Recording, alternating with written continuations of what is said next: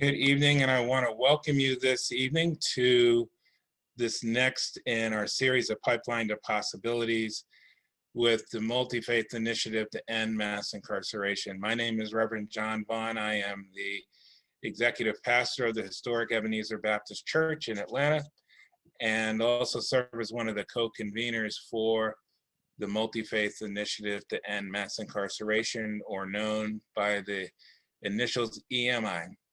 So as we come together, I want to invite us into a moment of prayer as we open ourselves to God's presence. Let us pray. God, you who are known by many names and many experiences, your spirit that moves in our midst. As we come here this evening, we know that you were already here before we even arrived, and for that we're grateful. We come together at a moment in our country, in our land, when we experience such great tension and upheaval. But we know that amidst it, you are there. Your love is there. Your spirit is guiding us. So tonight, as we reflect on this particular part of that work, we pray for your wisdom. We pray for your insight. We pray for new insights. We pray for new energy. We pray for new connections that will indeed strengthen the work and shift the narrative around ending mass incarceration. We claim the power of your presence, any names by which you are known, but also in the name of those that have come before us, that have made yet even this moment possible. Amen and Ashe. So it's my pleasure to now hand things over to Deirdre Reed, who will set the groundwork for us tonight. And Deirdre, thank you, particularly you and Katie Jones, for all of the work that you have done through the TNP initiative, and really grateful to call you one of our trusted partners. So thank you. Thank you, Reverend Vaughn. Hi, good evening. My name is Deirdre Reed. I am the policy and advocacy partner for a national organization called TNTP. TNTP works on public policy and direct services directly to school districts related to upending inequity in schools. And so when, Dr. Warnock and all of the folks in the Multi-Faith Initiative, EMI, came together two and a half, almost 3 years ago, to start to think about what do we need to do to end mass incarceration in this country. It was very important to TNTP that we join the steering committee, because there's one thing to dismantle a system, right? But you've got to get to the root. And we believe that a part of the, that the school to prison pipeline is real, that it is not, a saying, or it's not like, just jargon to throw around, but that there are real ways in which young people interact with their educational experience and their school that could lead them to a path of incarceration. And so we're tearing down the walls of oppression through ending mass incarceration. We've got to talk about dismantling the school to prison pipeline. And it was not lost on us last year. We're all on Zoom right now because of the in part because of the pandemic. It was not lost on us last summer when George Floyd was murdered, that there was this, hypersensitivity around the role that police and the policing of Black, brown, and oppressed bodies in this country have, right? Like that we were all, stuck inside looking at our computer screens or looking at the television. We had that 7 minutes and 46 seconds where we saw what it looked like when there was when policing goes wrong.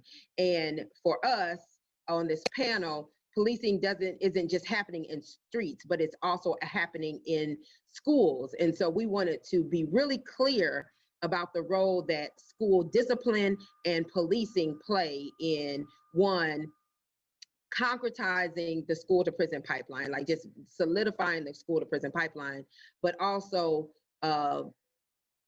discouraging or being unsupportive of students, in particular students of color and poor and oppressed students, other students, as they're trying to navigate the educational system. And so we have a two-part series for you and a whole bunch of other yummy things that we'll talk about later on in this, in this particular panel tonight.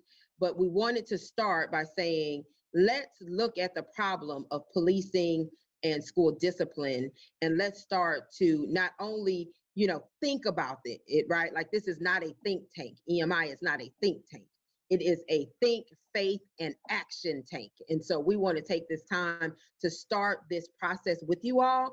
The way we're setting this up is not just a panel, but we want to have panel and then conversation, come back to panel, come back to conversation, because we want to reason together about this issue of mass incarceration and how it is embedded even in our school system.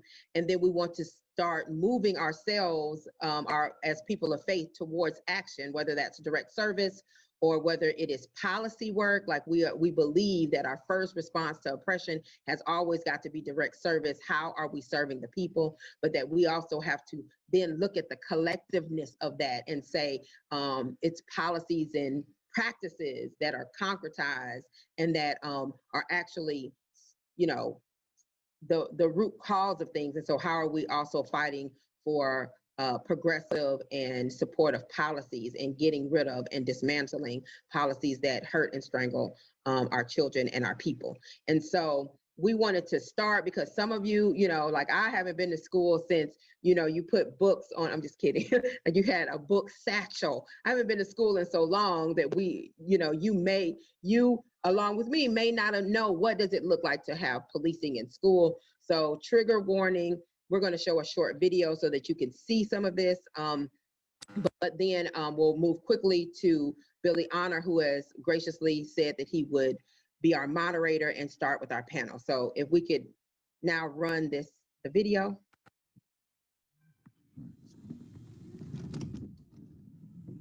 Hurricanes. Yeah. The desert goes. Okay, she's gonna have to come with us now. Okay, Kai, you Stand gotta up. go with them, baby girl. Stand up.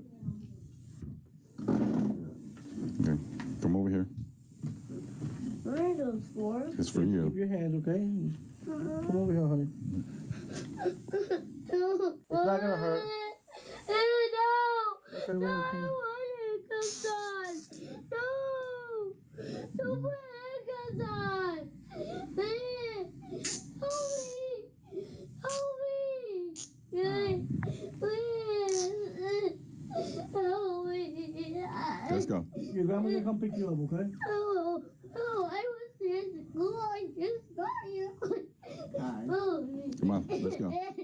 No, please let me go. Okay, come on. You can tell me what happened in the car, okay? I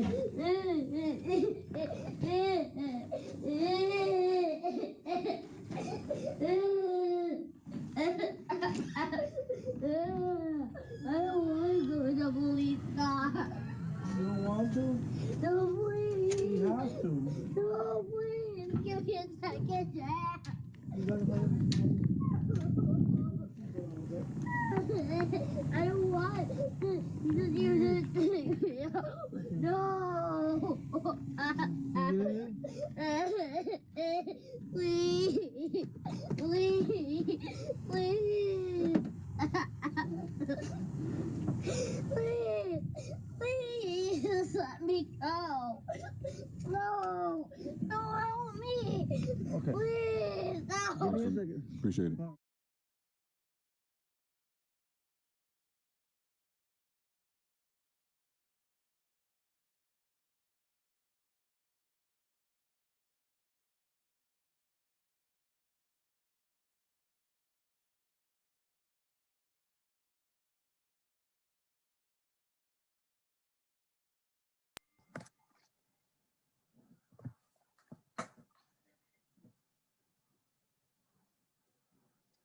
We chose to show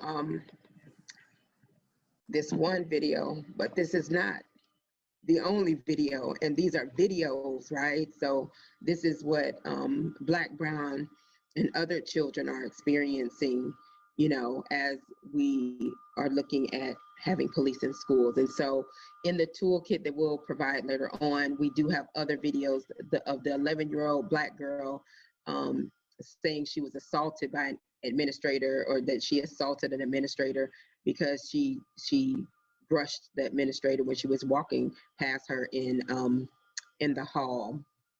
The young woman in South Carolina who refused to put her phone away in class, and the officer slammed her with the desk and then drug her out of the classroom.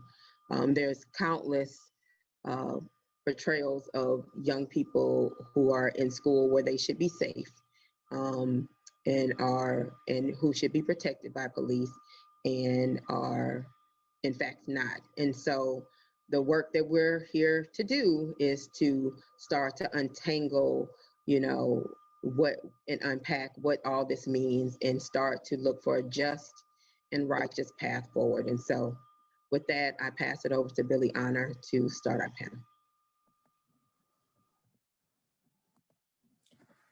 Hello, everyone, and thank you, Deirdre, for a wonderful introduction. Thank you for all your work along with Katie in helping to make this panel and this coming together tonight a possibility. We really, really appreciate it. And thank you to all of you who joined us tonight for this conversation. In a moment, I'm gonna have the opportunity to introduce to you some wonderful freedom fighting people who are here to just talk to you a bit about what Deirdre was just laying out in large part, but also I want to highlight that this conversation is a conversation that's centered, yes, around a topic that many have heard about for a long time. That's the school to prison pipeline, but don't miss the framing of it also as the pipeline of possibilities.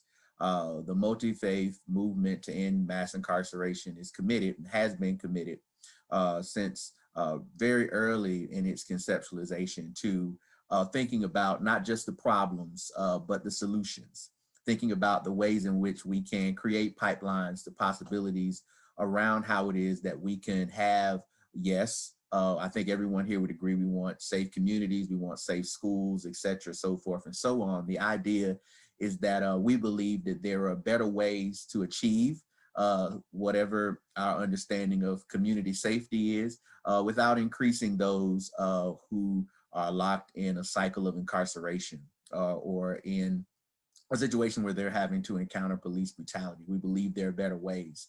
And there's no group more better situated to talk about that than people of faith. And so on this call, undoubtedly, there are people who represent mosques, synagogues, and temples, and people of diverse faith who have come together around this idea that there needs to be a faith witness. There needs to be a faith witness around how it is we come up with, really we use our imagination to think about better ways of being community together. And so to do that, we have some wonderful people who I want to introduce to you and then turn the floor over to them to come and speak to us tonight, starting with Melanie Rush, who is with the Appleseed Center for Law and Justice. And her work and part of what she'll talk to you tonight has to do with protecting girls of color from the school to prison pipeline. Then we also have Tia Martinez, who comes to us representing Dignity in Schools and Forward Change, and who also talked to us tonight about relevant issues pertaining to the topic.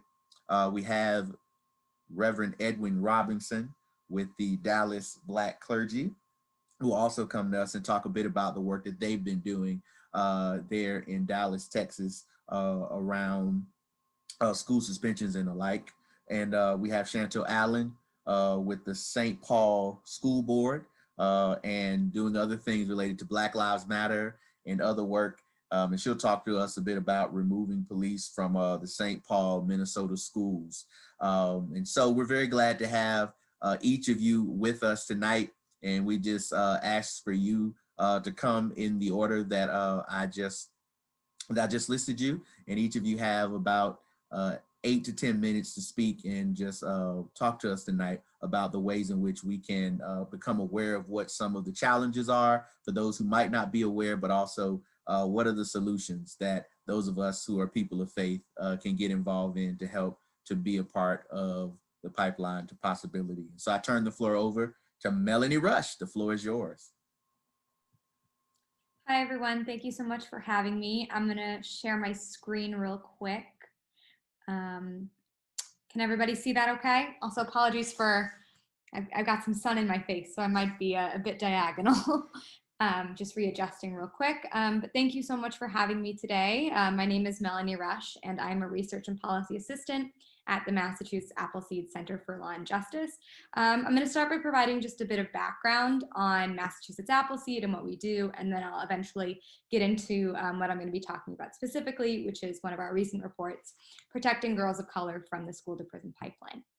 So Massachusetts Appleseed is a nonprofit based in Massachusetts where we engage in social justice research and advocacy. And there's 3 primary issue areas that we work on, one of which is supporting youth experiencing homelessness, one of which is access to justice, so supporting people who can't afford an attorney, either in civil court or who are engaging with administrative agencies. And then the third topic, why we're here today, is really education reform and dismantling the school to prison pipeline. One thing that is unique, though, about Massachusetts Appleseed is that we're actually part of a national network of Appleseed centers.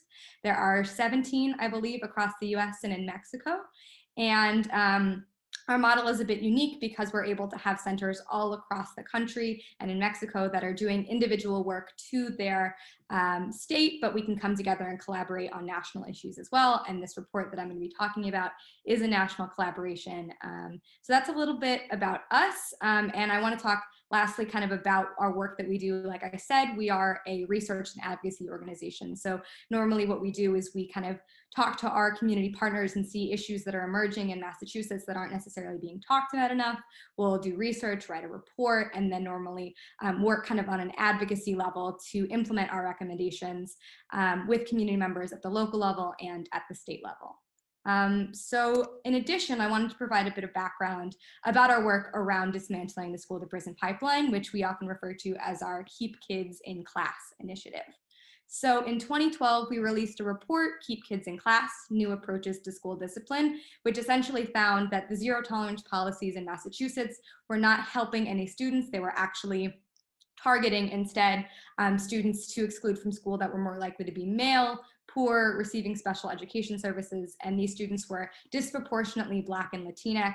And these students repeatedly that were excluded were more likely to drop out and not feel supported in their school system.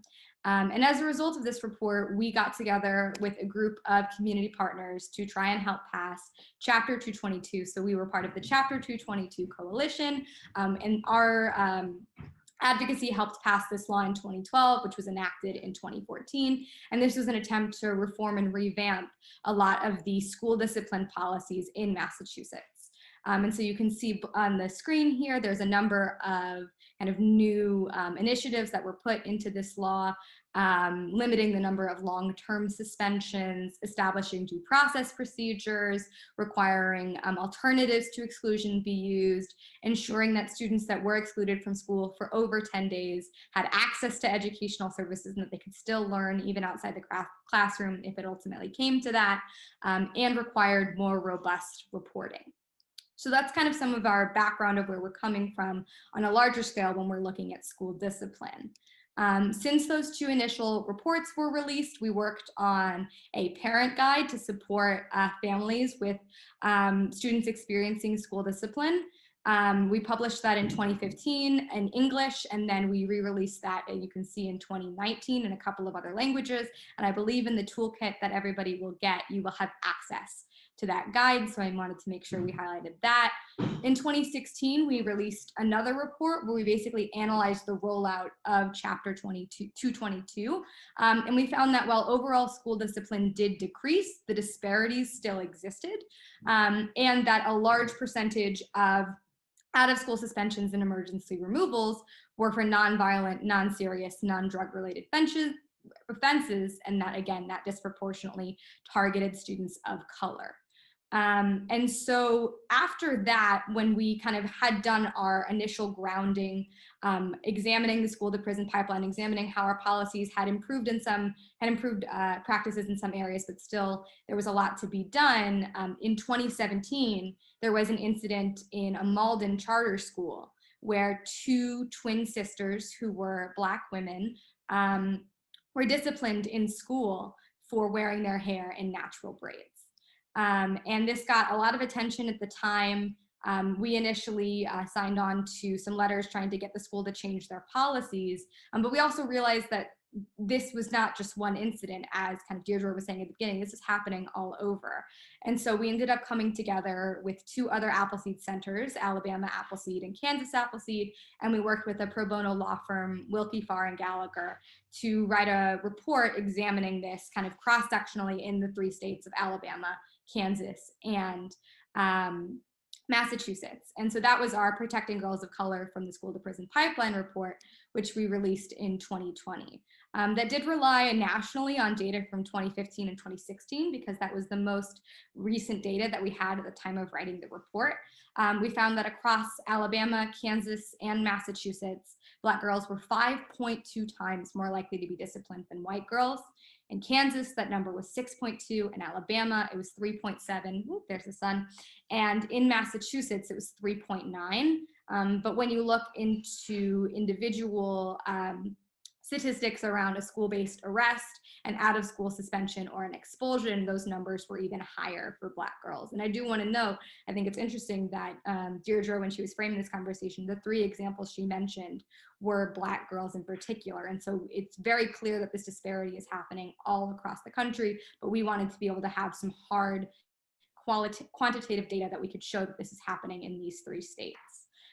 We were also lucky enough to have data specifically in Massachusetts from 2019 that was a little bit more recent, and that we were able to cross-tabulate, which basically means that we had a number of variables on kind of the demographics of who was actually being disciplined beyond just race or gender. We had, as you can see, information about how 73% of disciplined Black girls were economically disadvantaged compared to 54% of white girls. 12% of disciplined Black girls were English language learners compared to, sorry, my Zoom window, 2% disciplined white girls.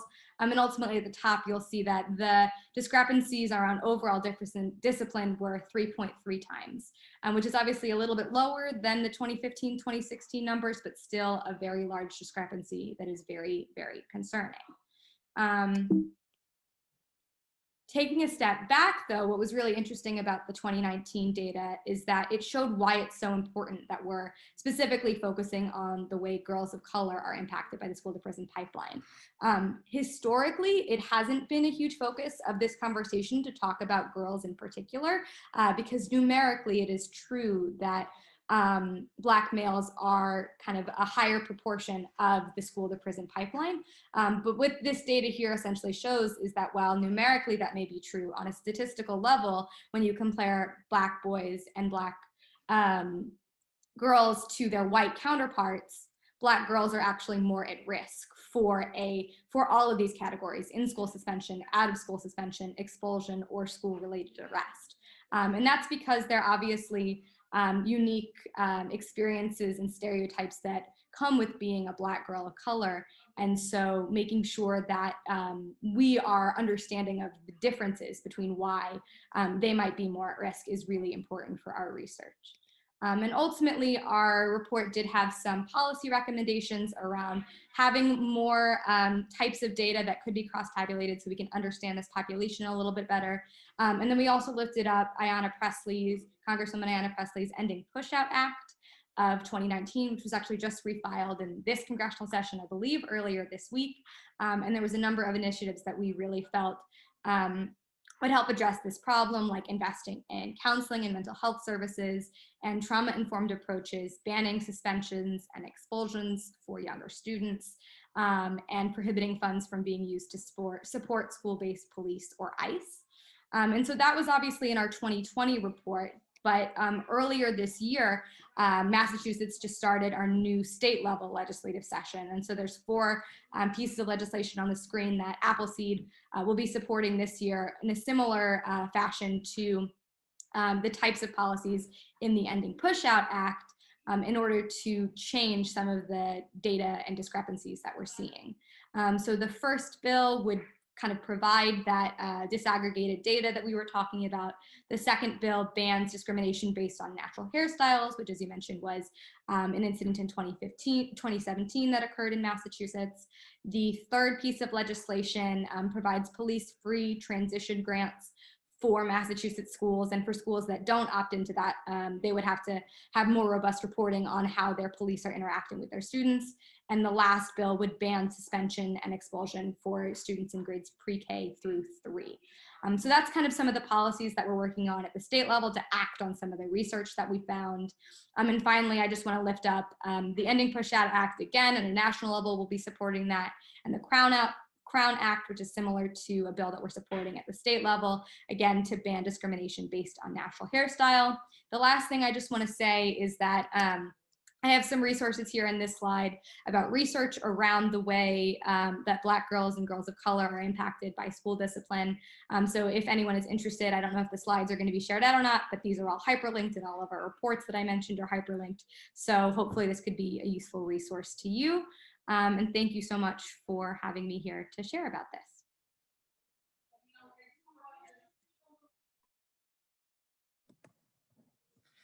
Thank you, and thank you so much. Thank you so much. That was a wonderful report, and I'm sure we'll have, if you have questions that you want to ask some of the presenters, please type them in the chat, and we will have an opportunity a little later on to address those, or as many of them as we can. I'd like to turn the floor over now to Tia Martinez. I'm so excited to be here. Thanks everyone for getting on after work to watch this. I'm going to try to get through these slides. So I'm going to go really quickly because I got about 20 minutes of slides and I got 10 minutes to do it. Okay, so we're going to begin with understanding the problem. What I want to do is just kind of map the school to prison pipeline. What is this? How does it function? How do you go from school to prison? We start with the student being suspended, and we just heard from the folks from Appleseed about how disparate those rates are, right? They're much, much higher for Black and brown children. And this starts early. In fact, Black preschoolers, 4-year-olds, are 4 times as likely to be expelled from preschool than their white counterparts. But I'm going to start once kindergarten starts. Let's start with public school. So a student suspended, what happens when you get suspended? So the first thing that happens is you get less supervised learning time, okay? So instead of being around other kids who are about learning and someone who's been trained, you're going to be at home, right? And that's going to contribute to falling academically behind and to getting disengaged. We had this amazing study out of Texas. It followed some huge number, like 5 million 5th graders all the way into their 20s. And there were so many kids that what we were able to do is take one 7th grader, match it with another 7th grader, same gender, same race, parents with the same level of education, rural, urban schools. They were able to match 80 characteristics. So they're exactly the same, including things like behavioral history, whether you've been suspended before, and your test scores and grades. Then what they said is one of these kids got suspended and one of them didn't. And then they looked at what happened as you move forward. And what they found was the kid who got suspended compared to the kid just like them who wasn't suspended was twice as likely to have to repeat a grade and was twice as likely to drop out. So what happens when you, what do you get more of when you get suspended? Well, you get more unsupervised time in public spaces. And what this means is, when you're little, your parents are going to have to come and get you. But because the jobs most folks have, you don't have that kind of flexibility. As soon as they can get, an auntie or a cousin to come get the child, they will. And as soon as that child can walk home on their own, they're going to be on their own, right? What happens? The child stays at home, plays video games, gets bored, eventually goes outside into our neighborhoods where they face over-policing and community violence, right? So it shouldn't be surprising that, remember the study of the 5 million 5th graders in Texas, right? They found that the kid who had suspended compared to the kid just like him who didn't get suspended was twice as likely to be held back and twice as likely to drop out. While that same study found the kid who was suspended was 3 times as likely to end up in the juvenile justice data set. So this wasn't, all of this research wasn't about asking you, did this happen? They matched data sets. So 3 times as likely. That's the school to prison pipeline. And we actually know this is the indirect route. This is the route where you're pushed out of school and then go into a punitive criminal justice system. But we know that you can go directly from school to arrest because we have police in schools. This is something that's happened over the last 20 years. We didn't always have police in schools. In fact, police traditionally were not in schools. And the issue with police in schools is it's just a terrible developmental fit mismatch, right? You got police, and police are there, and they have a sworn duty to enforce the law. They have their job. They're trained, right? You go to the academy because you're going to be a cop. You're going to fight bad guys, and then there you are in a school, right? You're in a school with kids. You're in a school usually, probably with teenagers, okay? And teenagers have a job too. What's teenagers' job? Teenagers' job is to be a pain in the backside. Right? Like what teenagers need to developmentally do is push boundaries. They have to push and push and push boundaries because they're practicing their independence. The unfortunate thing is when you push boundaries in the presence of a police officer, normal adolescent, developmentally appropriate adolescent behavior becomes a reason for arrest. It's resisting arrest. It's not following the orders of a sworn law officer. Right?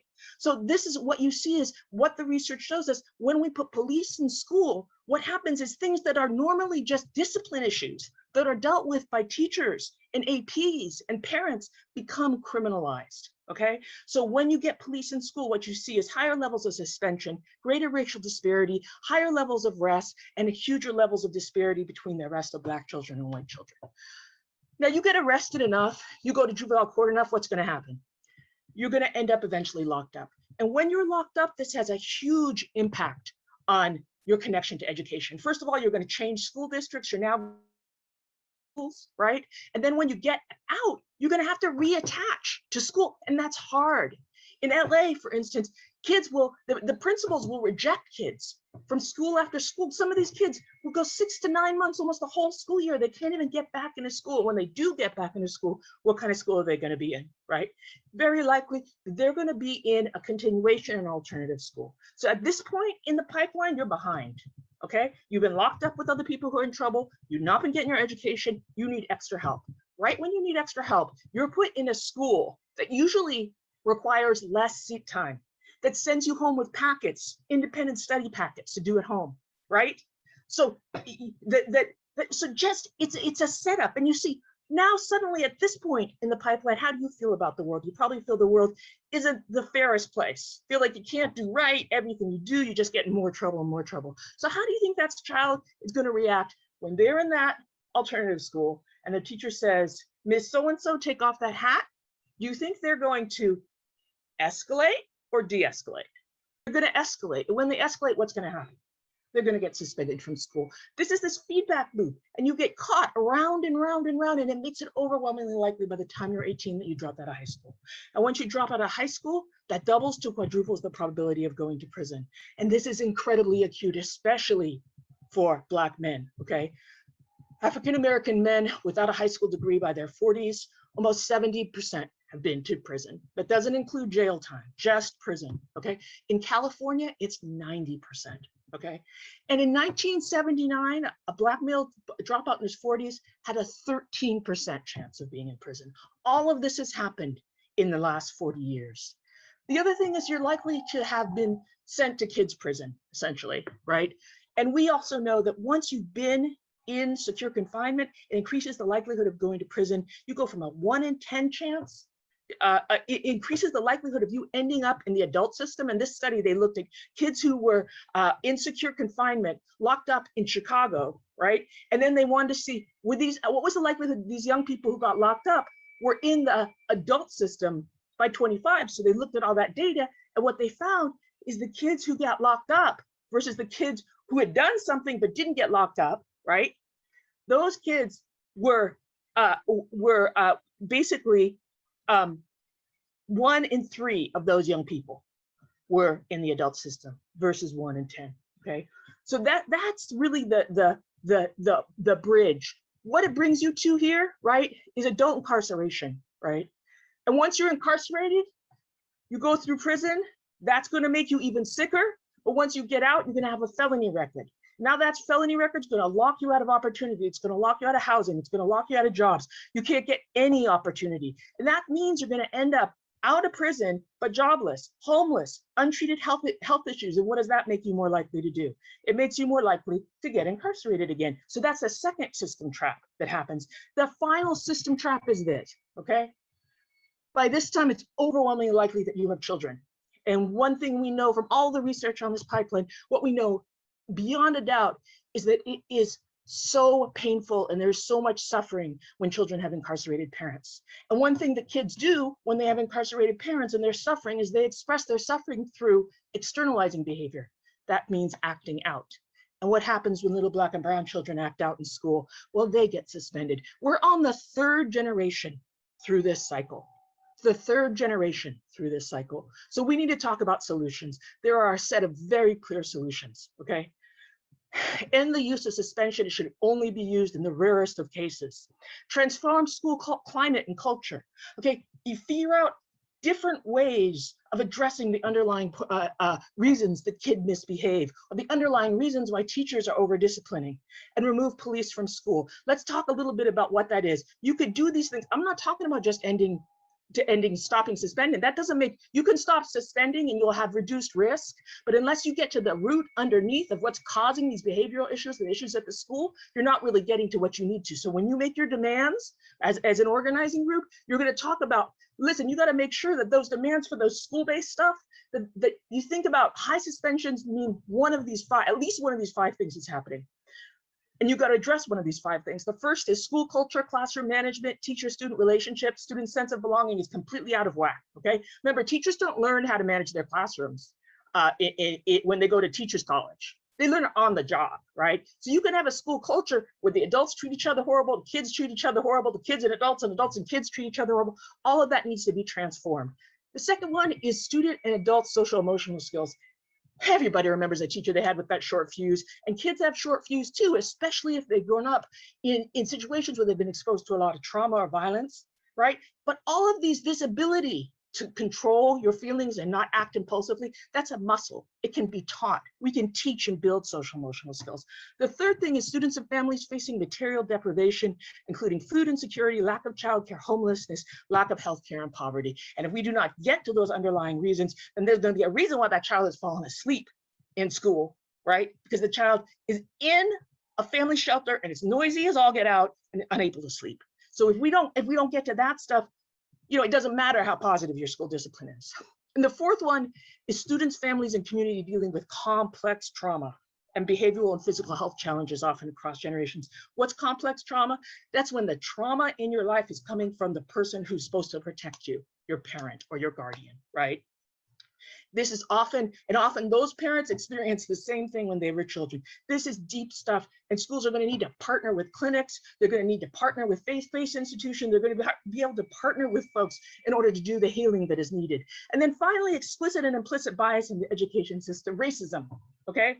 There's the hard explicit racism that we see about how teachers think of Black families and Black children and brown families and brown children. And there's the implicit bias that often is sort of the reduced expectation for Black and brown children. So you got to make sure it's hitting on all of these things. And then finally, it's not just schools. We also have to ask to shift investment from policing to community priorities, right? We have to stop treating the police have to stop treating their communities like occupied territory, right? Where everybody is a suspect.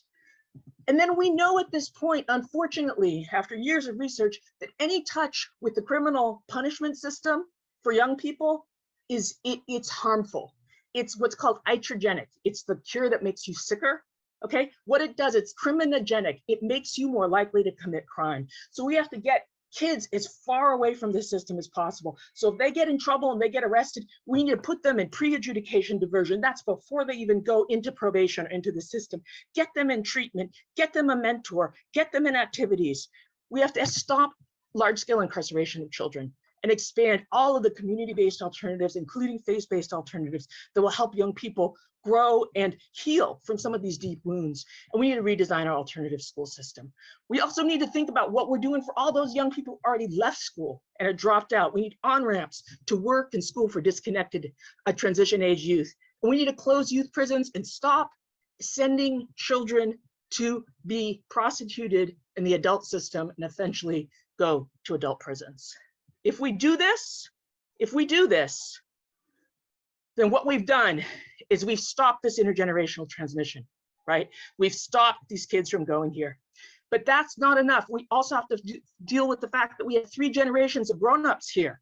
So we need to end mass incarceration. We just need to stop locking people with records out of opportunity. We need robust healing supports for people who are re-entering, who are leaving prison, but not just them. Also for families and communities and these little kids up here. Ultimately, that's the whole thing that we're fighting for. Thank you. Wow. Yeah, that's thank you, Tia, dropping the truth tonight on us, and I'm really thankful for your presentation. And I know that there are those asking in the chat about slides being shared, and I'm sure that there'll be an opportunity for us to, for those who want to share your presentations as well as some of the other resources, and that'll be talked about soon. But thank you so much, and we're gonna move on to Reverend Edwin Robinson. As we've heard a bit, Melanie and Tia has talked a bit about really the how do we get here in terms of what's going on. And now we're going to move to some more grassroots organizing ways that are happening on the ground in terms of how what are some examples of how these things are being addressed. And so I'm turning over to our dear brother, organizer extraordinaire, Edwin Robinson.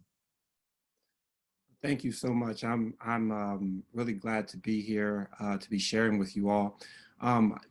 What we just, first I just want to thank my colleagues, Melanie and Tia, who went before me for just doing a lot of the heavy lifting and unpacking the suitcases, as it were, to help us understand and ground ourselves in exactly what we're talking about today.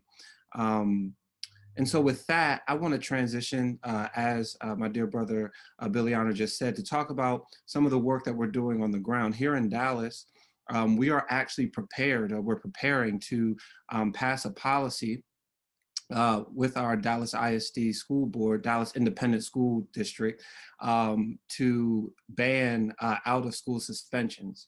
And this is going to be a major thing. We have the president of our school board and we have our school superintendent all on board with making this happen. However, with that step being taken, we understand that there's still more to do. Not only do we need to ban the out-of-school suspensions, but we need to begin to do the work of reimagining all that is the school discipline policy. I say that with reference to the idea that in order to make this happen, action is required. And I know that may sound simple, that may sound like, of course, we need action. But the truth is that a lot of times these ideas and our concepts get stuck in the place of idea. I like to talk about this in the context that ideas are not action, thoughts are not action, theories are not action. They're all very important. Very, very important. I have bookshelves full of these things, but they're not to be confused with action. Action is the moment of creation. Action is the moment that ideas, thoughts, and theories move from our head and take form in the real world. We are in a place in our country, in a watershed moment. I know in school districts all throughout the country, not just here in Dallas, but in your cities and in cities everywhere, where we need to move from having the discussions about what we must do and actually begin doing these things in our communities. The books are readily available. The resources, as you have already seen from the presenters who have come before me, are readily available. Now it's time for us to take these ideas, these thoughts, these theories, and turn them into creation, right? By making them action in our communities and in our neighborhoods, by showing up to our school boards, by organizing our community leaders, by bringing our students, our teachers, our parents, our faith leaders, our community leaders, bringing people together and begin writing out the plan, writing out how do we imagine what it looks like for us to actually move from having these particular punishment practices in our schools to moving to what it actually looks like to have a reimagined school discipline policy. I want to continue in this idea because I think it's very important to nail this. Huey Newton, the co-founder of the Black Panther Party, also who are the creators and the originators of the free breakfast program for school children. They define power as the ability to define phenomena and make it act in a desired manner. Those who just came before me, they defined the phenomena, the school to prison pipeline. They defined it for us. And said a bit simpler, power is the ability to act. It is the ability to change the systems that we are currently in. So what we're doing right now in Dallas, we have organized a group. Texas Appleseed is a part of this group. Texas Organizing Project, Dallas Black Clergy for Safety, Equity, and Justice. We have a number of youth organizations, youth-led organizations, as well as community organizations, neighborhood associations. And we've all come together. We have former school board presidents, we have teachers, we have parents, we have all sorts of individuals that have come together, and we are beginning to list out not just that we need school suspensions ended, but we're beginning to work together to imagine what will it look like in our schools when there are no more suspensions. What will it look like when the in-school suspension place in our school doesn't look like a prison, but it looks like a place where students can go and get resourced so that they can enter back into the classroom in a healthy way? What does it look like for our teachers who absolutely are dealing with all kinds of situations that our students bring with them? As pastors, we deal with the situations that our parishioners bring with them on Sundays and Wednesdays and Saturdays and Fridays and all the days that we meet together in our faith communities. But we're beginning to imagine, what will it look like? What does it look like for the teacher that has to deal with the situation of a student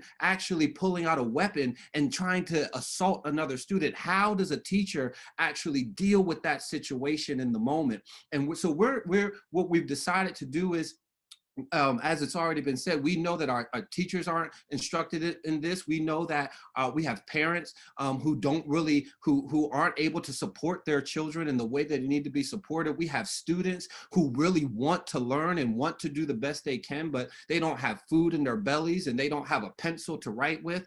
And their parent may have just been on dialysis, and they may have been taking care of their younger siblings and bringing all of that with them to school. So now that we know that these are the reality, now that we've defined the phenomena, we've done it very well in all of the books and all of the teachings and all of the learnings. Now it's our responsibility as faith leaders, as community leaders, as teachers, as former teachers, as parents, as those who stand alongside of our children, and as the students themselves, to come together and begin to work together and make the plan, define, create the world that they can live in, where our students will be able to be served properly, where our teachers will be able to serve our students properly, and we can have the school systems that we all imagine, the school systems that are about learning, that are about growth, that are about teaching our children about who they are in the world, not just the reading, writing, arithmetic, as it were, but teaching them sincerely who they are in the world as created human beings, and as the image, as we say in my Christian tradition, as the image of God. No, we're not saying that we're asking our schools to bring faith or Christianity or any other faith tradition into the learning experience, but there's something so valuable about understanding who you are as a human being, who you are in society, and we want to begin to create that world. And we're going to push. We're not just going to create the world and leave it over on the side. No, we have put together letter writing campaigns.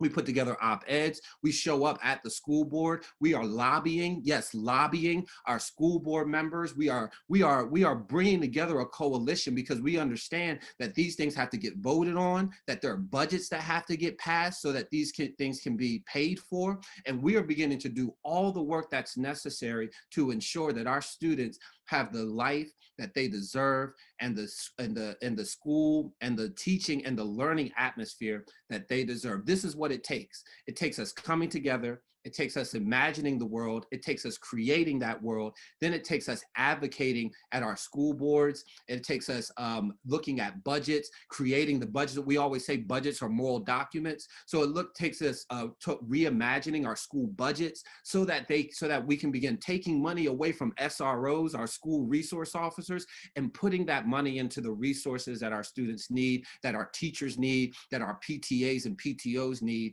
so that our students can be served in the way that they deserve.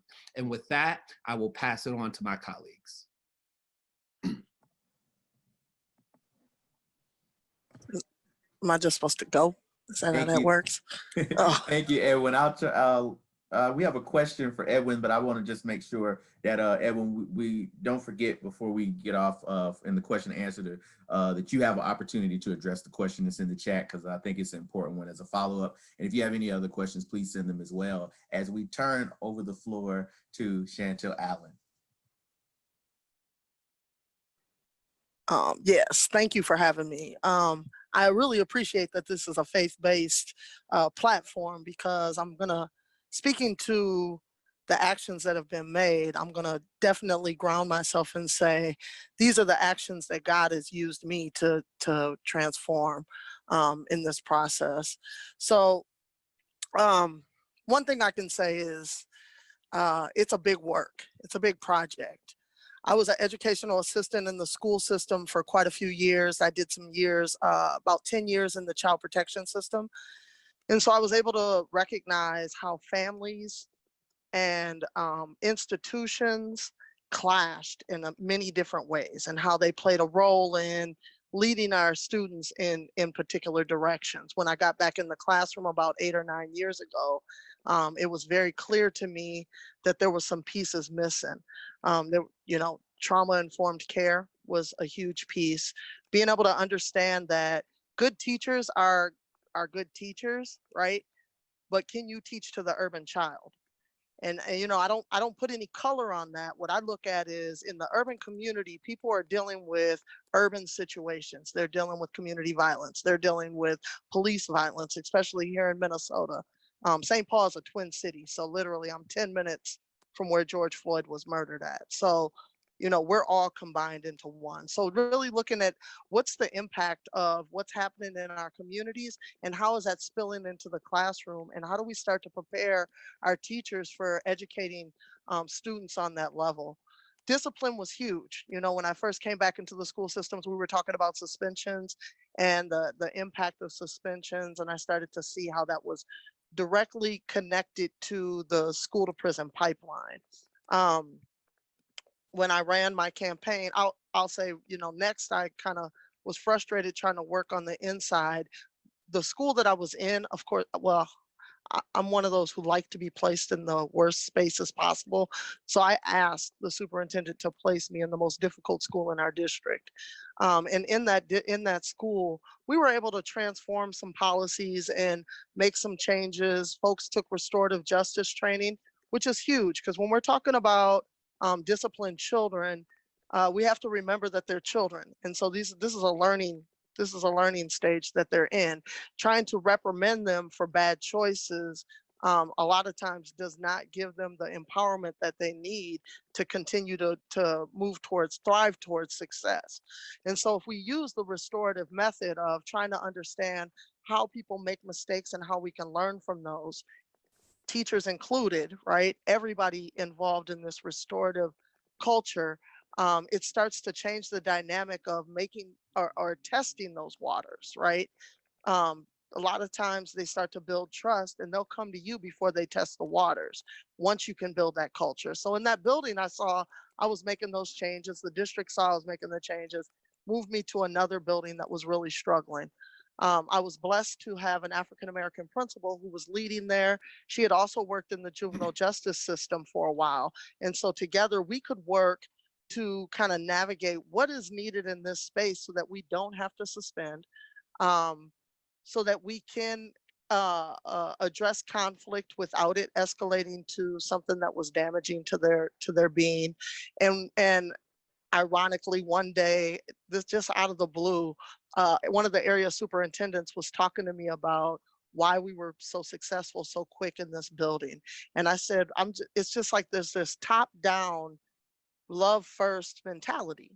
Now at the time, that was just what kind of rolled out of my mouth. It was like, you know, this individual loves first. She loves them, figures out what's going on. Are they hungry? Are they struggling at home? What's happening? And then addresses the issue that created the conflict in the building. And so we continued to move forward. I got frustrated because it seemed like I was affecting one building at a time. And I knew that the moves that I wanted to make I was gonna need to work on a larger scale. And so organizing was important. I'm also an organizer. And I do a lot of street outreach. So it was about building this inside outside village that supports our students so that they don't have the entities in the school building. We're in Minnesota, so we deal with a lot more racism than you can imagine. Teachers that are racist and such. And so having people that know and understand individuals and where they're coming from gave us a better angle on how to deal with the conflicts and issues that we were dealing with along the way. So one of the things, well, in my street outreach, I started to help the police, well, in doing Black Lives Matter. We started this idea of defunding the police. And when we say defunding the police, that does not mean eliminating police out of our city. It means taking resources that are in the police department and used for public safety in a militarized manner and redirecting them into pots that can be used on the forefront. So whether that's housing, in this particular case, it was really about street outreach and building that village that we were trying to build so that we could ultimately, people didn't understand this, but so that I could ultimately eliminate SROs out of our buildings. And so we defunded from the city, invested in the Parks and Rec program. We invested in a program called the Ambassadors. The Ambassadors are a lot of individuals that work as paraprofessionals, behavior specialists, restorative specialists in our buildings, and they do street outreach also after the school buildings are done. So they develop these relationships. They know about the conflicts that are happening out in the streets. They understand the street organizations that happen in our town and who belongs to who. It goes deeper to even just understanding who these individuals, uncles and aunts and mothers and fathers are. And so we invested more dollars in the ambassadors program, and we have a program called Healing Streets that works out of our county public safety program, responds to all violence in the community. So those people all work together in the school system with the paraprofessionals, even with school administrators, and then they do street outreach, and then they're responding to the violence that's happening.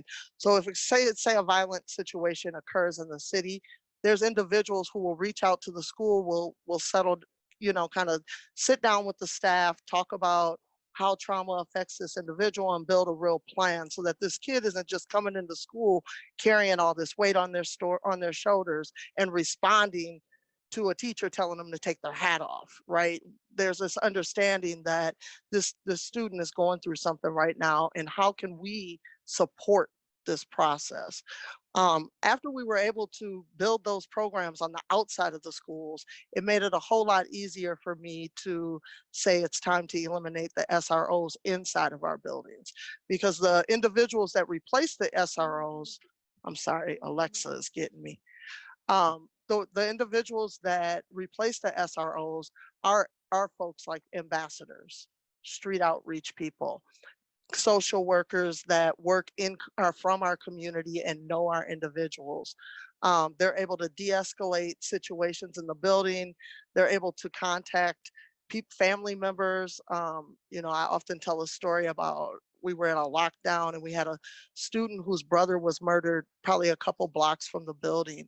And just being able to pull out my phone and dial that individual, that parent, just because I'm connected to community, immediately was able to help de-escalate that student so that she didn't go running down the block when we didn't know if the shooter was still out there, right? And so how do we are able to step in and provide the resources through the community, through community-based individuals that are trained in trauma-informed care, know how to find resources, whether it's food, housing, transportation, figuring out ways to carpool. I mean, there's ways getting them in programs so that we can carpool together to get them involved in programs, really recreating the village. When police got involved in the 80s and 90s, it really broke our village apart in a lot of different ways. There was the crack cocaine era, the 3 strikes mass incarceration era, and it really started to break the families apart. And then we had the housing crisis where, you know, our elders lost their homes in the process. Previously, when we had these type of crises in small family situations, those individuals could go and stay with Big Mom.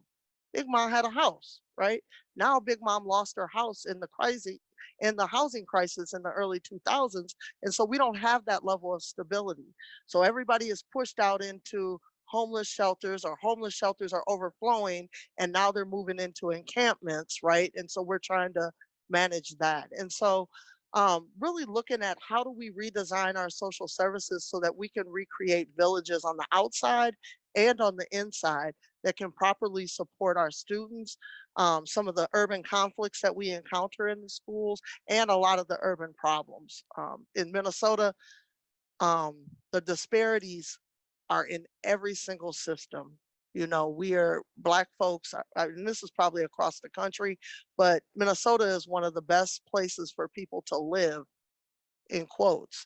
And we say for white folks, because it's one of the worst places for people to live if you're Black. And the numbers show up very clear. It's the Jim Crow North.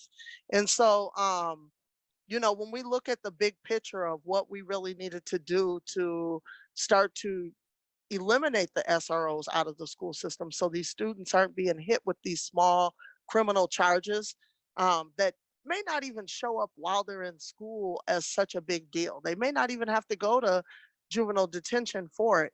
But say they have a conflict. For instance, I had a conflict in a restaurant yesterday. I wanted to stand my ground and really get arrested for trespassing, if you want to know the truth. But I didn't. And you'll probably see it on national news because that's kind of how I move. But if I wanted to stand my ground because I was being discriminated against and was arrested for trespassing, and I had these charges on my record, that would look a whole lot different when I went to go stand before the judge, right? And so sometimes it's not just about the charges, right? The action that's happening right in that moment when these students are getting the charges, they're just slaps on the hand. And then when they become adults and they have to really encounter the criminal justice system or the justice system in this situation, right? Because I wasn't a criminal, but it was a justice situation. I'm looked at as a criminal. And so therefore I'm not able to advance. It also interferes in housing. I've had basketball players that were being highly recruited by colleges who then had a destruction of property charge on their record, and that eliminated their opportunity and they ended up in community college. So it's harming not just our students who are suffering from literacy, which is extremely high rate in Minnesota. We have about 80% of our school district is not reading at grade level. We have that going on, so it's happening there, but it's also happening to our students who are somewhat successful, you know, have decent grades, are playing sports and trying to stay out of trouble, but are encountering these situations because SROs are responding to the conflicts that they're having in the classroom. So I hope that kind of gave you a gist of how we kind of move. It's big because it's not just about the schools. You really have to get out in the city, and you got to get some commitment from the county. You've got to get commitment from the city. You've got to get commitment from the community, because our ambassadors are people that are directly out of our community, our coaches, our street outreach people, folks that I went to school with, you know, just regular cats, you know. Yeah. Thank you so much, Chauntyll, for all of your work and all of the work that your organization and those you work with are doing up there. And thank you to Melanie, thank you to Tia and Edwin, and for all of the work that you've shared and that you're doing. We appreciate you. You all put the truth on the loose tonight for the people, and we're thankful for you. But it's not over.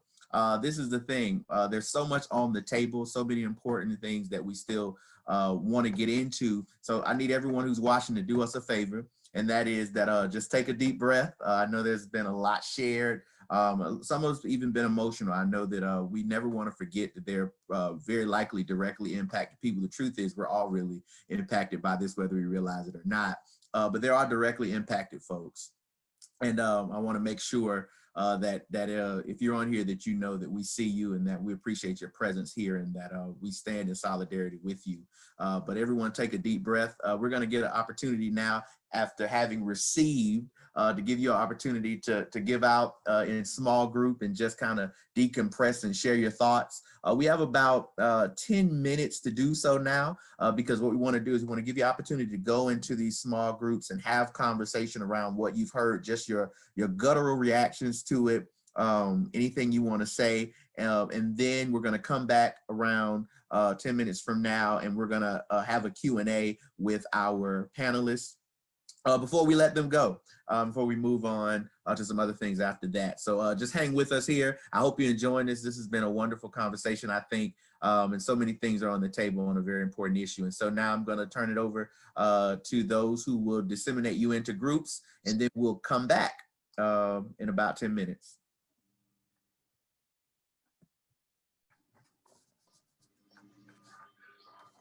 No, they're going to, oh, wait a minute. All right. Welcome back. Welcome back.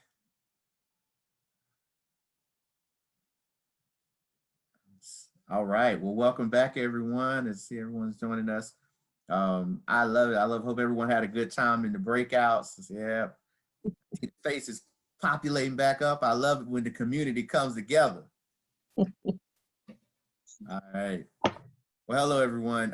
We're going to move to our Q&A portion here, as you've had an opportunity to have a little community conversation. As my grandmother often used to say to me, all the sense ain't in one head. And so you've had the opportunity to sort of disseminate the knowledge around. I know hopefully that stirs some questions, but we already have some that have already been put on the table. And so what we're going to do is go ahead and put your questions in the chat. I don't know how many of them we'll get to, but we'll try to get to as many as possible. And our esteemed panelists, you can help us by making sure that you keep your responses, you know, to a reasonable amount of time. So we like to say in some of our other Zoom sessions, if you could hit it and then pass it. So hit it quickly and then pass it on to somebody else. That would be that would be really, really nice, so that we can do what we need to do. But I'm gonna jump right in here. I'm gonna start with Melanie, because you been quiet for a little while now. You started us off in wonderful fashion, and so I want to give you an opportunity to address this question. And everyone, keep in mind that the value add of the multi-faith EMI movement is that we are faith-based. We're faith-based, and there are lots of criminal legal reform organizations and groups out there doing great work. But the value add of this group is we're thinking about the ways in which people of faith can get involved in that. So I want you to keep that in mind in your responses. And so, Melanie, what's the easiest door for congregations to get involved? I mean, just the easiest door for you. If a congregation says, hey, look, we want to throw down on this, but we need an easy door. We need to ease into this. What would you say? That's a really good question. I think it depends on what level you're interested in working. I know from Massachusetts Appleseed's perspective, our advocacy is often at the state level. And so we work with a lot of legislators that say the thing that we need is someone like a pastor or a person with lived experience to share their story to other legislators, so that they actually can understand not just a wonky policy, but why this matters. And so if someone came to me personally, I think this would probably be different depending on which panelist you ask. I would say, what are you interested in working out? I guarantee you there's a legislator interested in it. Let's introduce you, let's make a connection so that you can actually share your story with people that have the ability to vote on something that you're passionate about. And so that's kind of on the policy side. But then with what's interesting is like kind of what Edwin was saying, which whether you're working on a policy at the state level or at, you know, the local level, there's normally a coalition behind that policy doing all that work. So that's kind of an on the ground way you can get in.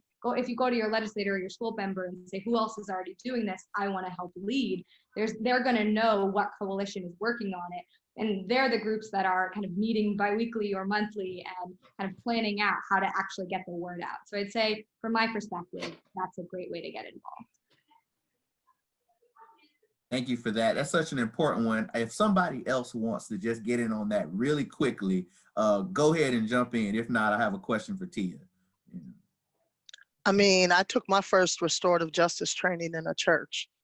And I can say that as I moved into the schools, they do what's called restorative practices, which means they don't want to have teachers and administrators accountable for that side of it. And when we think about restorative justice, it is very centered in a lot of the Christian principles or faith-based principles of, you know, forgiveness and understanding, love, all of those things that don't necessarily show up in a school-based training. And so I think opening up your doors, finding real circle keepers and starting to train and educate folks in the community on restorative justice would be awesome. Thank you. Thank you. Thank you. Thank you for both those responses. So Tia, in the chat, we have a few questions around restorative justice. And I'm sure most of us who follow this issue understand why. But I want to put it to you in this way. I mean, one of the questions is around how do we use it to interrupt the cycle? And another one has to do with restorative justice in terms of pre-arrest diversion. But from your perspective, how can faith communities help to, first of all, promote the narrative and the practice of restorative justice in the matrix of all that you laid out in terms of the problems and the solutions? Thank you. So just first, in terms of pre-arrest diversion, the group is called Impact Justice. They've done a bunch of research and implementation of pre-adjudication diversion using restorative justice. The other place I'd send y'all to is Community Works West. I think they're now called Community Works. Both of them have done extensive restorative justice in the juvenile system. So check those out. And then on the restorative justice piece, really incredibly powerful in the role of faith-based groups. I think one of the things is, restorative justice is important because it flips our understanding in the United States. We are obsessed with kind of vengeance upon the person who did the harm. We just get that's what we're going to do. We got to hurt them. We hurt them, and we forget about the person who was hurt. Right. So this is a model which flips it and says we're going to put the person who is harmed at the center. Right.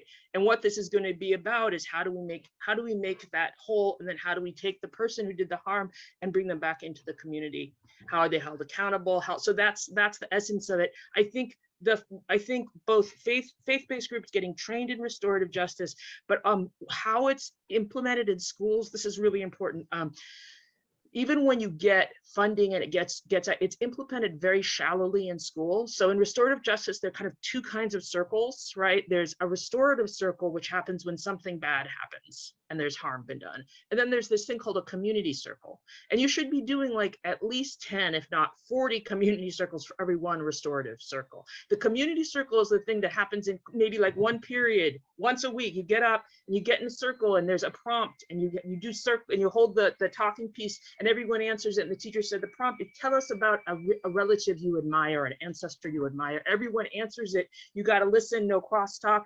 You get a chance to talk about your family and who you admire. The teacher has to answer to. It's about building community and relationship. That's the magic of restorative justice. It's actually not that restorative conference. If you're not doing those, you're not shifting school culture. So the more that you all are able to understand that and be able to really advocate and for deep implementation in schools, and then lend yourself as volunteers to help this happen in a way that otherwise, if it's just what you do instead of suspension, like a suspension alternative, it won't work, and you'll get a teacher uprising because they'll be like, no one's being held accountable. This is not good.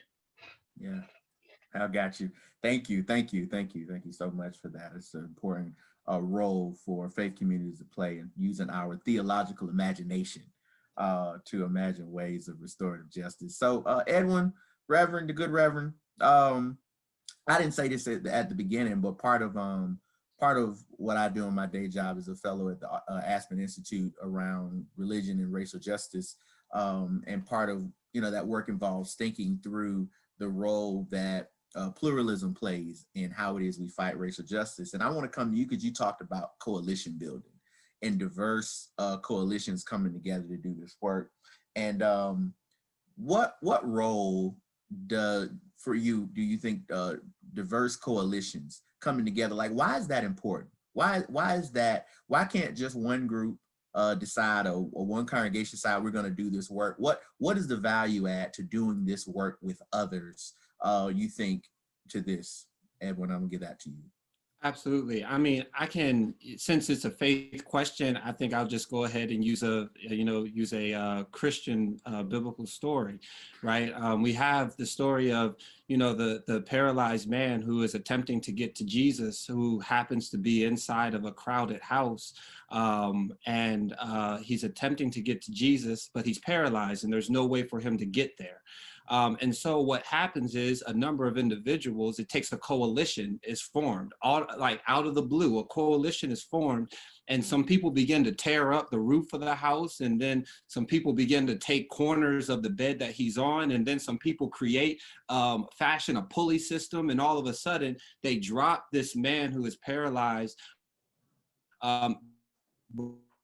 right to the middle of the session where Jesus is, so that he can get the restoration that he's looking for. And I believe, just really quickly, that is the power of coalitions. That man couldn't have done it by himself. One person wouldn't have been able to drag his bed. Two people wouldn't have been able to drag that bed, but it took both the people who were carrying him, lifting him up, the people creating a pulley system, some people tearing up the house, the person who owned the house being okay with his house being torn up in the first place. But it took all of those individuals coming together in order to get this one man the restoration that he so desperately needed. And I believe, quite simply, that is the power of coalition building, and that's how we change things in our communities. Thank you. Cue to Oregon, altar call. Yeah. No, I hope y'all pick that up. I think that is so important for this work. It is a village effort. Chauntyll, I saw this question a little further up there, but I'm really interested in this idea of what it looks like to reimagine schools, because I think there are some people who think that the system as it is just too far gone to be reformed or changed in significant ways, and have suggested that we really need people who are rethinking what schools look like as a significant part of this work. I mean, for you, just respond to that. I mean, is that an important part of this agenda, or where does that fit? Like what do we need to do with that? And that's so complicated. I thought I knew the answer before distance learning kicked in, right?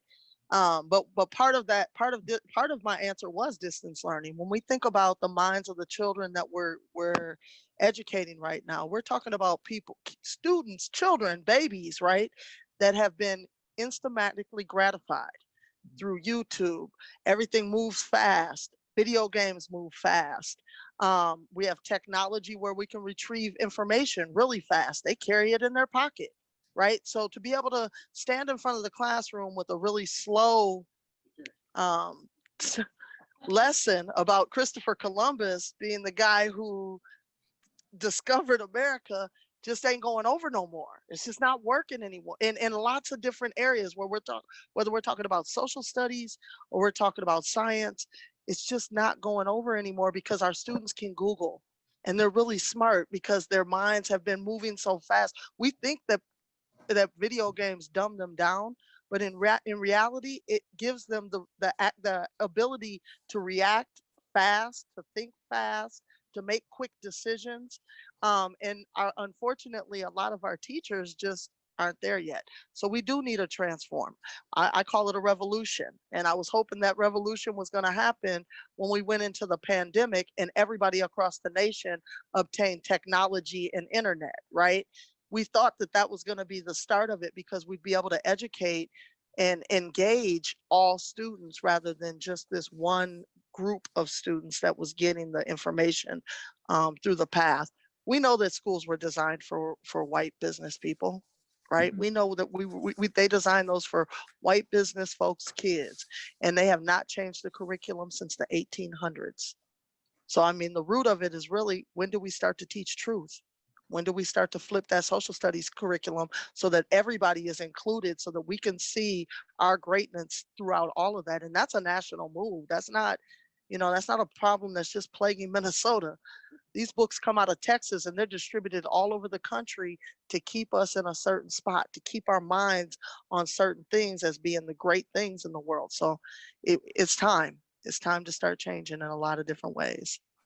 I love it. I love it. Thank you so much. Well, we're coming to the end of our Q&A time, but I want to get this last question that's really a question for everyone. So if you could, we're going to give everybody a chance to respond that's on the panel, but if you can, kind of keep in mind that everybody needs an opportunity to respond to it. And it's really a direct question around direct service and policies. Like if you could tell any group of congregations of people of faith working together that, and I know that this is complicated because there are so many different criminal legal systems around this country and so many different school systems around this country. But if you could say, this is one direct service or one policy that I would tell a group to work on that would help to create a pipeline of possibilities and end the prison pipeline from schools, what would it be? A direct service or one policy if you would just give from your vantage point? And I'm going to start in the way that you appear on my screen. So that's how it is. That's how I'm calling. So Edwin, I see you first. So go ahead, brother.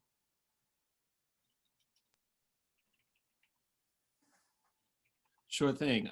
Well, the policy that we're passing right now in Dallas is a policy to end out of school suspensions. And I think that's a great first step. And so that's going to happen here in Dallas, in the Dallas Independent School District. And we're very excited about that. So pushing that to your school board. And then, like I said, then getting busy quickly after that to reimagine what it looks like for our students once they're going to be staying in the classrooms. All right, thank you. And Chauntyll? Man, that's a really hard one. I guess, to be honest with you, I'll circle back and say start teaching truth. We have the ethnic studies curriculum that's moving in Minnesota, and it's really centered on bringing everybody's stories to the table and making it one of our state. I know that there's other districts that have incorporated it from K through 12, which is what I'm working towards, but bringing ethnic studies in so that folks can start to see themselves in a successful standard. I think that that's important. Thank you. Tia? I think what Mr. Robinson said was spot on. Ending suspension, removing police from schools, resourcing all the work it takes to build a strong, different, like a culture of healing and restoration, alternative services, connection to community. And then in terms of like the direct services, the impact of like kind of what are called like, sometimes they're called manhood development programs. They have ones for women, sometimes they're called character development, but basically like they're groups. Becoming a Man as an example in Chicago. But usually, at the school level, like having places where especially Black and brown young men and young women can have Black and brown mentors and adults in their lives, right? Where you're learning circle practice, you're learning your history, you're seeing folks that you can look up to and imagine yourself being, you're learning and strengthening your social emotional skills, all of those things, bringing those things into schools at scale would make a huge difference. Thank you. Thank you. Melanie?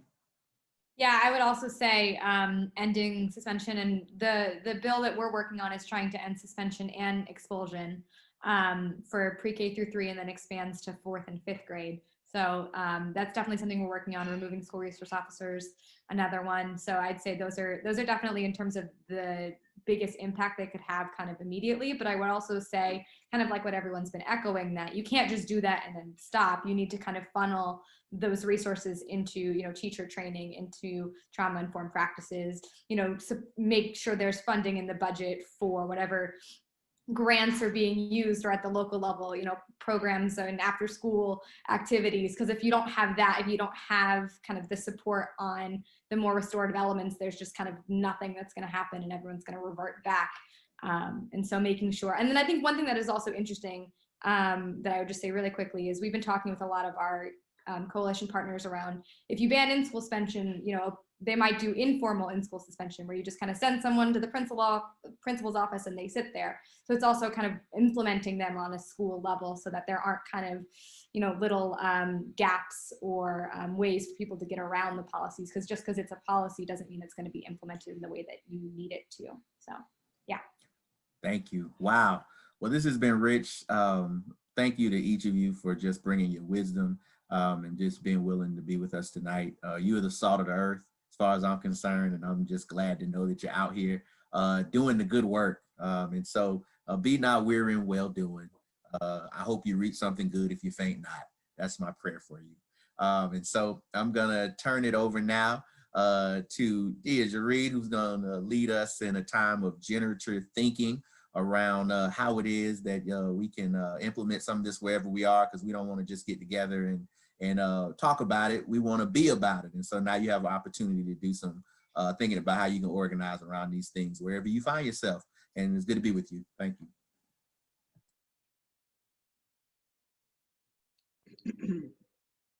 I forgot I had something to do for this. I want to also just thank the panelists again for coming and supporting this space. Like, this has been so great. It has been definitely for me the amen or the ashe, the like, let it be, because so often we're in these conversations and we spend, you know, 75 to 80% of the time just scrutinizing the problem. We're all over the statistics. We're all up under the hood of what's wrong. You know, we've got to make sure that it's not the kid. You know what I mean? Like, we're doing all of this work around the problem and not much around reimagining or what are the solutions. And so we really did, again, as I stated from the beginning, want to change do a paradigm shift here. We wanted to spend some time on, you know, the problem, but really spend a lot of time on what could be some of the solutions and how can people of faith, power, and power get into action. And so we have a toolkit. Yay. I think that it is going in the chat, and it will also be available on the EMI website. And I don't know how to share my screen at this point. Can somebody share my screen? Share the slides. Haya. I will find a slide to share, sure. Thank you. So what we want to do is just spend a couple of minutes. I'm not going to go through the toolkit. In fact, we're going to do the opposite. What we really want to do is schedule some time for you to do a deep dive into the toolkit once you kind of digested what's been going on, and go back home and actually come up with a community of care and practice. And so what we know that many of you are here representing your faith institution, and we don't want you to do this work alone. This is not, if you thought about trying to start a coalition all by yourself, or start this work all by yourself inside of your congregation or in your institution, your faith institutions, it would seem overwhelming. And that is not what we want to do. We don't want you to leave here overwhelmed. What we want to do is provide just some guideposts about like how to get started with this work. And then from the EMI's perspective, try to get back with you all in the next couple of weeks after you've gone, had some time to digest it, had some time to talk with other folks that are like-minded about what you've seen and heard here. And in the spirit of what Brother Edwin said, is like, gather some folks together, right?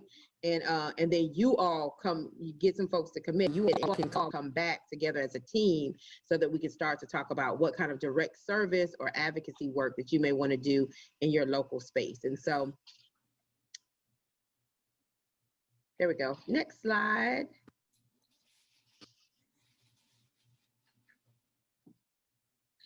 So inside of the toolkit is a lot of all of the that you already heard. These are the last few pages of the toolkit. So when you see the toolkit, you'll see, you know, we have a little bit of a reflection about why this work is, the school to prison line work is, dismantling the school to prison pipeline work is important to us from a faith perspective. We also have a lot of the statistics that have been going on that's gone through. We have information about our panelists. So they said if you want to get in contact with them, it is not their cell phone number, so you won't be able to, you know, chat them and say how you're doing. But it is some information like how to get in contact with their organization. And then, like I said, just some statistics and some graphics that you may want to use as you're talking to folks in your local community about why this work is important. At the end of this toolkit, however, we have two different, can you go back 2 slides? Thank you. We have two sections that we really want you all to concentrate on. One is what I keep saying, which is, you know, when I think about faith institutions, you know, the very first thing that people think is like, this is where I go for refuge. We actually call these places sanctuaries, right? And so if I'm in trouble, I'm going to run to the sanctuary and try to get some help. Well, that's on an individual basis. And so because you're trying to be very strategic, right? Because we know that folks will come to you and that people see your institutions and organizations as places of sanctuary, what kind of direct services could you align that naturally could fit with the way in which you do the work, but you could align them and make a conscious decision to say, hey, we're going to do this work in service of dismantling the school to prison pipeline or creating pipelines to possibility. And our panelists have highlighted it. So like, what does mentorship programs look like? What does it look like for you to be a part of a restorative justice training at your at your church or congregation or your faith institution? Or how does that, how would it let you look forward to train and then go and work with your district?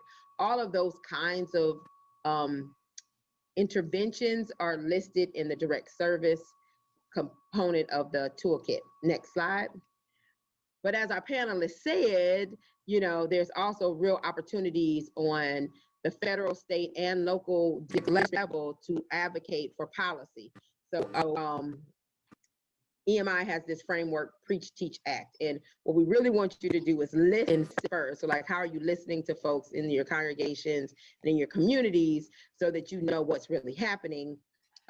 Two, how are you then providing some direct service? And then finally, this piece right here, which is how are you then using your collective power to fight for change? And so we have links into the kit to the Crown Act, the Ending Pushout Act, Pathways to Tutoring Act. So as students have been out of school for all a year or been, you know, in uncertainty as it relates to school for almost a year, how are we making sure that there's a bill out for a national tutoring corps?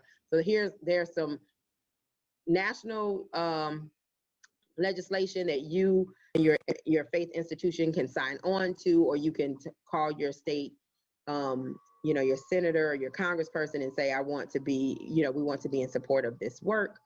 There's also state advocacy that you can do, and then there's a set of district level advocacy plays potentially, depending upon the district you're in or the district you're in. And so we have some things that you can look at there. Next slide.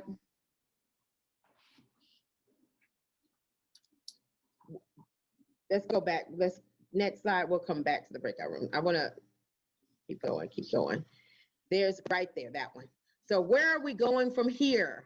We're, you know, again, one, I want you to do this work alone. Back one slide is the slide with the push out. We know that you've got to get people involved. So there's several things that we're looking at. There's one is that we just want folks to tell us their story. Like, we want to be able to, you know, back this up with participatory research. We want to know what's happening with parents and students as they're interfacing with schools around issues of discipline. And so if you know anyone, whether it's a parent, a student, you know, or a teacher who's grappling with, you know, what's happening to them, how they're being impacted, and they want to tell their story, they can reach out to EMI. They can text EMI to 797979. I really want to say that's supposed to be speak, but we'll work on that. Speak, SPEAK, to 797979, and it will give a it will just generate, sorry, yeah, it will generate a form for them to fill out, and we can get someone to contact them and to document their story about how they're experiencing it. Second, next week, April the 6th, we're going to do a panel on our second panel, school to prison pipeline, but it's really the pipelines to possibilities. So it's like, if we're dismantling if we do our job and we make sure that there's, no suspensions in school or out of school, that we're practicing restorative justice, we're creating a good community culture, will that guarantee that our students thrive in school? And the answer is still, nah, probably not. And so on April the 6th, we're really going to dive into like what's happening with students academically and how are they being disproportionately shut out of college and career. And so we invite you to register for that panel so that you can hear. We'll also have a toolkit related to that work. So stay with us for April the 6th. Then, as you're trying to get your folks around your community to buy into and to engage with you around this issue, we know that everybody isn't coming to this conversation in the same place. And so we wanted to offer like a baseline conversation for folks who are new to the issue of the school to prison pipeline and policing in schools. And so our dear panelists and colleagues referenced several times this, the push out work. There's actually a documentary called Push Out. EMI is going to sponsor that documentary being shown via Zoom, and we're going to have a discussion after seeing the documentary. We'll have the link for you all in the chat, and it will also be in the toolkit. But you can just push that link out to folks and get folks to sign up so that they can be a part of the discussion. And then finally, in May, what we want to do is like this. All of this work is going to be culminated in us doing some deep dive worksheet shops with the folks that you have put together that then can start to help to do the work of forming either a team guided into your faith institution or being equipping them to be a part of a broader coalition. So again, we do not want this work to sound, we do not want to say we've completed our work because we've completed, listening to a panel. What we really want to do is make sure that we're moving from listening to, hearing the data and getting firm, from faith all the way to action, that we want to get folks acting, and we want to, and EMI is really committed to helping to support, local organizing around this work. And so we'll move from conversations to, some organizing work, and then into actually trying to do the work. So I'm going to stop there.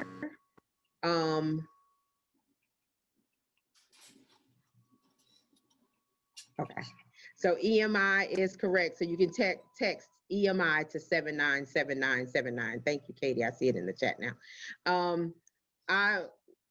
We wanted to hear from you. I think we have if we could break out for maybe 5 minutes. I want to thank the panelists before we break out, just in case folks don't come back. But we want to make sure that you all fill out the survey so we know what kind of supports what are you thinking about and what kind of supports you want from EMI as you move forward.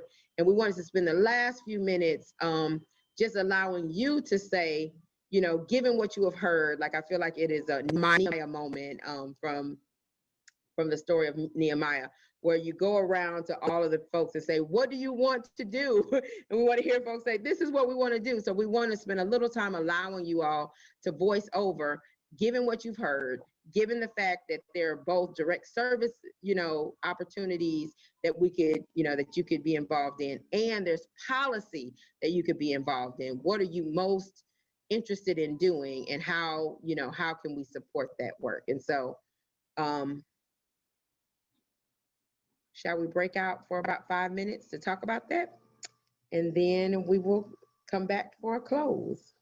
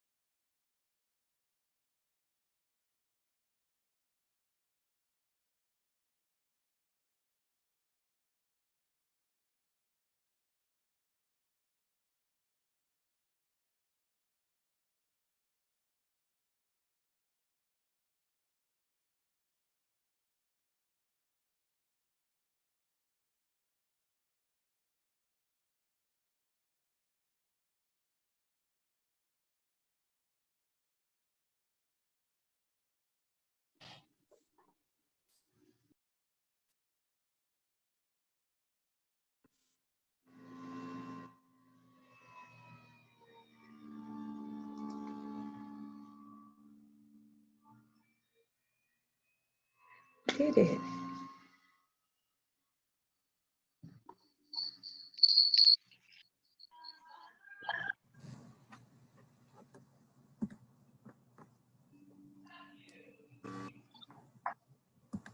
Deirdre, I think they're all closed now.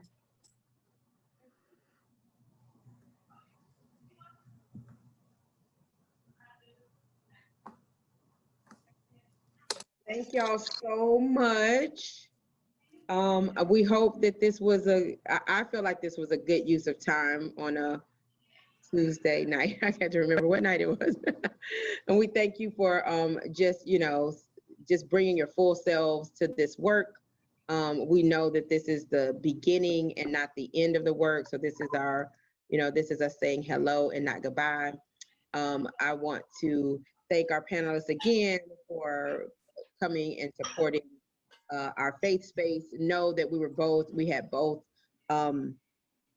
folks who registered for the webinar. We were on our Facebook Live, on our EMI channel, on our channel, as well as we've recorded this so that we can package it up and make sure that it's sitting in our repository of tools for EMI members on our website. And so, yes, this is the beginning, not the end. We are so super excited about the work. And I don't know, I feel like I've lost Reverend Billy Honor, but wanted to just say good night. And I am not a big public prayer person. So I'm just gonna say Ashe, let it be done. Let it be done. Thank y'all so much. And feel free to, yes, the link to the toolkit, Katie Jones. Still being finalized is we have a space for a couple things that are coming in the next week. So and then we can include pieces from today. Yeah, we should have everyone's email from registering. So we're excited. Yeah, we'll definitely share that, and then we can add it to the website as well. I'll be on the website. Thank y'all so much. Good Thank night. you. Thank you. You guys are great.